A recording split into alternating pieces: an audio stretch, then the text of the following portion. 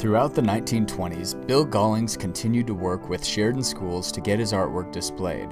By 1925, Gollings' painting, The Trouble Message, which was displayed at the John S. Taylor School, A Bad Actor, and Designers of Trouble at the Linden School, and The Trapper's Return at the Coffeen School. On April 14, 1926, Gollings journeyed up the hill and presented two recently finished paintings at the newly constructed Sheridan High School, The Pony Thieves and The Verendreys. While The Verendreys was painted specifically for the high school and bears an inscription that it was dedicated by the class of 1925. Gollings had painted The Pony Thieves from January to May of 1925. When he decided to sell it to the school, he went back and changed the color of the horses and robe. According to Gollings' diary notes from January 11, 1926, this painting, The Verendreys, depicts the first sighting the Bighorn Mountains, 1743 on the 1st of January, the date of discovery. The de la Vérendrye brothers were seeking a passageway to the Pacific from King Louis XIV of France in the winter of 1743, and when they found the snow-covered mountains, they called the area the Land of Shining Mountains. The next day, he received two checks from Principal J.J. Marshall. In his diary, Gollings noted that he received one check for $150 and the other for $300. Gollings described the paintings as being well received by the school. In May of 1927, Gollings finished and within a few days hung his painting, The Gray Winter, at the Central School located on Sheridan Avenue. Many Bronc fans will remember that the Central School was the location of Sheridan High School's football field for over 90 years, and the site of glories on the gridiron, including many state football championships.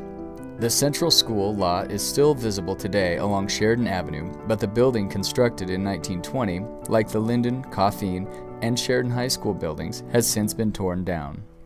In December of 1927, the Custer School let Gollings know they were ready for a painting and soon went to work on Father De Smet Learns the Water Courses from the Indians, which he began in February and finished in March of 1928. Father De Smet was a well-known figure in the West. Gollings painted a variety of Western scenes, and despite the two schools being located within blocks of one another, the two paintings are strikingly different. Two other paintings were eventually placed in the Sheridan Schools, the Beef Roundup, which was unfinished and undated, and another piece titled The Cowboy Hunters in 1922.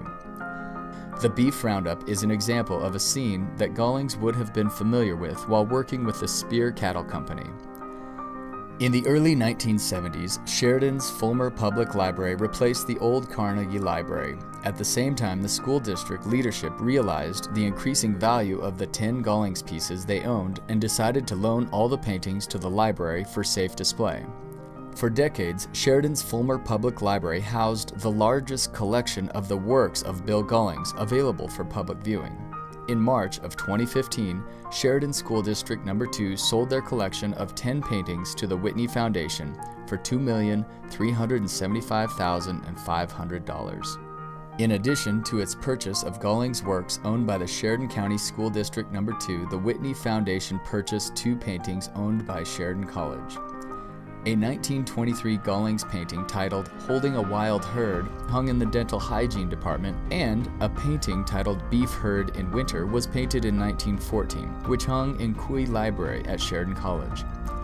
The preservation of Gollings' works by Sheridan Schools is now entering its second century, proving that Hans Kleiber's remarks in 1932 still hold true. Bill's canvases and prints are going to last a long time.